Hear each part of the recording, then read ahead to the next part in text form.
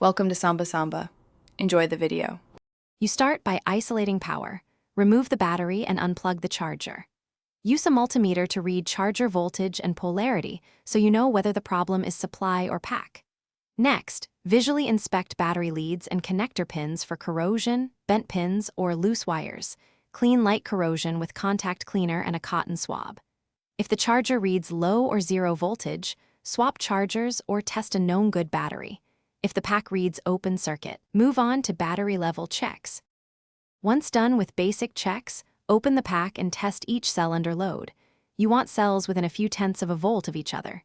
If one cell is bad, replace matching cells or replace the entire pack to avoid imbalance. Inspect and reflow cold solder joints on the battery tab and connector. Make secure crimps or fresh solder joints. Make sure to preserve any built-in protection circuitry. Do not bypass protection boards. Finish by charging with a proper balanced charger and monitoring cell temperatures. You reassemble and secure connections, then run a controlled charge cycle while watching temperature and voltage curves. If charging still fails, probe the helicopter's onboard charging circuit. Check fuses, diodes, MOSFET, and connectors. Replace burnt components or the flight board if necessary. Make a test with a known good battery and charger to isolate the fault. If the helicopter charges, the original pack was the issue.